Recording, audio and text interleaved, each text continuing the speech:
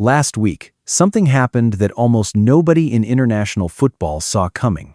A man who once stood beside Gianni Infantino. A man who was invited to the White House to receive tickets for the World Cup final. A man who was honored with an award by FIFA itself. And then, he publicly turned against them. On his personal platform, he described World Cup 2026 ticket prices as predatory. He said the costs had been pushed far too high. He accused FIFA of exploiting the very fans who helped create the value of the tournament in the first place. That moment spread across social media like wildfire. Within hours, clips appeared everywhere, across X, TikTok, and Instagram. The comment sections beneath FIFA's posts were flooded with one simple question: if even insiders are saying the ticket prices are wrong, how serious is this situation really? This was no longer the complaint of an angry supporter. This was a crack appearing from within the system itself. And that was only the beginning. If you want me to break down the entire story behind this growing wave of backlash, platform by platform and development by development, comment number 1 below right now. But this is where the story becomes truly remarkable. There was no official campaign, no carefully coordinated hashtag, no organization calling for a boycott. And yet, the same feeling was emerging everywhere. On X, people were sharing screenshots of ticket prices. On TikTok, videos showing the ticket purchasing experience, spending hours in virtual waiting rooms only to be kicked out of the session, were attracting millions of views. On Reddit, discussions breaking down the costs of tickets, hotels, and flights were generating thousands of comments. Even beneath ordinary football videos on YouTube, the same question kept appearing: is this World Cup still for ordinary fans? What makes this especially interesting is that these people were not connected to one another. They lived in different countries. They belonged to different fan communities. Some even held completely different political views. Yet they were arriving at the same conclusion through entirely independent experiences. This was not an organized movement. It was a groundswell, a spontaneous wave driven by personal experiences. Each person was simply telling their own story. One fan could not get a ticket. Another felt the prices were far too high. Someone else was worried about immigration procedures. Another was disappointed by the feeling that the tournament had become overly commercialized. On their own, these stories might have seemed like nothing more than background noise, but when they began appearing at the same time, across multiple platforms, all carrying the same underlying message that something does not feel right, they started forming a much bigger picture. And once that picture became clear enough, it stopped being a collection of personal complaints. It became a collective mindset. This is the critical turning point in the story. Because once public sentiment shifts from personal frustration to suspicion of the system itself, everything that follows is viewed differently. No longer through excitement alone, but through skepticism. And that is where things began to escalate. And then, the story stopped being just about emotions. It began to escalate. The first level was the numbers. A TikTok video captured FIFA's official resale platform, showing a ticket listed for nearly $11.5 million. Even if it was an extreme outlier, the image alone was enough to create a powerful impression. Everything is getting out of control. The clip quickly reached millions of views. Re-uploads appeared everywhere. And the caption kept repeating, "They're not even trying to hide it anymore." The public mood shifted from concern to outrage. But that was only the beginning. The second level came from real-world experiences. A wave of screen-recorded videos began appearing online. Fans sat in front of their computers, documenting their ticket-buying journeys in real time. The countdown clock hit 0. Their session expired. The website sent them back to the waiting room. Or worse, they secured what appeared to be a premium seat, only to discover that the confirmation email listed a lower category. These videos did not need dramatic music. They did not need angry commentary. The disappointment on the faces of the people telling the story was enough. And because so many others had gone through similar experiences, they realized they were not alone. Then came the third level. the story entered the mainstream. A player from the United States national team publicly stated that ticket prices were too high. For many fans, he represented the new generation of American footballers, players who grew up with the sport in the United States and were expected to make the World Cup feel more personal and accessible to American supporters. But his coach dismissed the concern, suggesting that players should focus on football rather than ticket pricing. The reaction online was immediate. Fans began asking, if a player representing the country believes ticket prices are unreasonable, why is that not considered a real issue? At that point, the conversation was no longer about buying tickets. It became a debate about whose voices actually mattered. And then came the next level. Identity. When FIFA announced the first halftime show in World Cup history, featuring some of the biggest names in global entertainment, reactions split almost instantly. One side viewed it as a natural evolution for a tournament hosted in North America, where sports and entertainment have always gone hand in hand. The other side saw it as a warning sign. To them, it suggested that the World Cup was importing the Super Bowl model, moving further away from football's traditional identity. The phrase that appeared repeatedly in comment sections was not an angry attack. It was something much simpler. This is not football. Those 4 words became a symbol. From ticket prices, to the ticket purchasing experience, to internal disagreements, to the identity of the tournament itself. Each individual event was not large enough to redefine the entire narrative on its own.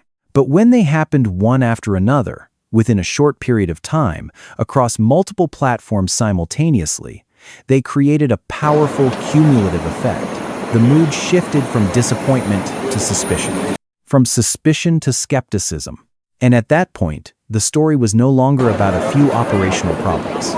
It had become a much larger conversation about what the 2026 World Cup represents and who it is truly for. That was the moment everything entered sensitive territory. But this is where the story becomes more complicated. Not everything that spread online was accurate. One viral video claimed that FIFA could be heading toward an organizational disaster, that thousands of people were refusing to travel to the United States, and that the tournament itself could even be considered for relocation. The content sparked panic and attracted hundreds of thousands of views. But when journalists and media outlets investigated the claims, no concrete evidence emerged showing that relocation was actually being considered. Another wave of posts claimed that the United States government would impose broad travel restrictions based on social media screening. In reality, official statements indicated that cases would be reviewed individually. There was no comprehensive ban of the kind described in many viral posts. Even the story about mass ticket cancellations turned out to be more complicated than it first appeared. In some cases, what people described as canceled tickets were actually withdrawals from closed ballot registration phases, not paid tickets being revoked as many social media users believed. And this is the critical point. The fact that some claims were exaggerated does not mean all concerns were invalid. High ticket prices are real. Shocking resale listings are real. Frustrating ticket purchasing experiences are real. Legal scrutiny and investigations related to ticket pricing are real. The gap between what is true and what goes viral is where the information battle takes place. When a claim can be fact-checked and proven false, FIFA gains an opportunity to label the broader discussion as misinformation. But when a claim is confirmed, the response is often silence. Selective criticism and selective silence. Together, they create a dangerous cycle. Every time false information is exposed, confidence in the movement declines. Every time legitimate concerns are ignored, confidence in the organization declines as well. Caught between those two extremes are the fans, the people who simply want to know what is actually happening. At this point, the story is no longer a simple question of right or wrong. It is a story about how information is amplified, shaped, and sometimes used as a tool. And when a tournament has not even begun yet, but the conversation surrounding it has already become this complicated, it reveals something important. The 2026 World Cup is no longer just a sporting event. It is becoming a test of trust. When you step back and look at the bigger picture, one thing starts to become clear. This is no longer just a spontaneous reaction from football fans. It is a battle over who gets to control the story. In the era of traditional media, large organizations usually held the advantage. They had press releases. They had media partnerships. They had direct access to journalists. And they had the ability to shape the flow of information. But social media changed the rules. Today, a simple screen recording can generate millions of views. A personal statement can travel further than an entire mainstream media campaign. And FIFA appears to be operating with a very clear strategy. When false information surfaces and is later debunked, the organization is quick to highlight the issue of misinformation. That approach helps weaken the credibility of the broader wave of criticism. But when concerns have a factual basis, whether it is shocking ticket resale listings, reports of seat category discrepancies, or legal scrutiny related to ticket pricing, the response is often far more restrained. No direct denial. No aggressive rebuttal. Instead, the focus shifts toward positive messaging, record-breaking revenue, extraordinary demand, unprecedented numbers of applications. This is a strategy centered on controlling the frame of the conversation. Not full confrontation, not full acknowledgement, but a careful effort to redirect public attention. The challenge is that in the social media era, audiences no longer receive information from a single source. They are listening to multiple narratives at the same time. And when two streams of information run side by side, one official and one community-driven, the gap between them becomes the place where trust is tested. At this point, the debate is no longer really about ticket prices. It is about something much larger. It is about who gets to shape the way people understand the 2026 World Cup. And in many ways, that may become one of the most important battles surrounding the tournament itself. And with only days remaining before kickoff, the 2026 World Cup seems to be existing in two very different realities at the same time. The first is the official version. According to the numbers being promoted, ticket demand has reached record levels. Hundreds of millions of applications have been submitted. Projected revenue is expected to be the highest in World Cup history, a tournament being marketed as the biggest sporting event on the planet. In this version of the story, the 2026 World Cup is already a success before a single ball has been kicked. But running parallel to that narrative is another reality, the reality of social media. There, the conversation is not centered on revenue. It is centered on accessibility, on real-world experiences, on the growing feeling that the tournament is becoming increasingly distant from ordinary fans. One side argues, high demand proves success. The other side responds, if demand is high but many people still cannot participate, then who exactly is that success for? The truth is that both narratives contain elements of reality. The issue is not determining which side is completely right. The issue is deciding which version of the story will dominate once the tournament begins.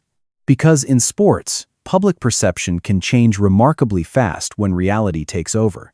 An emotional opening ceremony can soften criticism. A dramatic match can transform the global mood within hours. A single iconic moment can push months of controversy into the background. But the opposite can happen as well. If the concerns raised before kickoff are reinforced by real experiences during the tournament, the wave of skepticism could become even stronger. That is why the 2026 World Cup is more than just a football tournament. It is a test of whether football still has the power to rise above controversy and unite fans across divisions, or whether those divisions have become too large to ignore. And the answer will begin to reveal itself the moment the opening whistle blows. And this is where everything comes back to you. Because after all the analysis, the numbers, and the controversy, the 2026 World Cup will ultimately be defined by how people choose to see it. Social media can amplify outrage. Organizations can amplify success. But in the end, it is the emotions of the fans that shape a tournament's legacy. Perhaps what we are witnessing is an overreaction, a moment where algorithms push the most controversial content far beyond its real-world significance. Or perhaps, for the first time in history, social media is doing something traditional media has never done strongly enough, directly questioning those in power. Will the 2026 World Cup be remembered as a global football celebration, where unforgettable moments on the pitch overshadow every controversy? Or will it be remembered as a turning point, the moment fans began looking at FIFA through a different lens? In just a few weeks, we will start to find out. But right now, the story is still being written. Not only on the field, but in comments section, in online discussions, and in the way millions of people choose to interpret what they are seeing. That is why I want to hear your perspective. Do you believe social media is making the tournament look worse than it really is? Or do you think it is exposing issues that have been there all along? Leave your opinion in the comments below. And if you want to follow this story from the days before kickoff all the way through to the World Cup final, make sure to subscribe and turn on notifications. We will continue breaking down every major development, every controversy, and every turning point, day by day, until the full story finally reveals itself.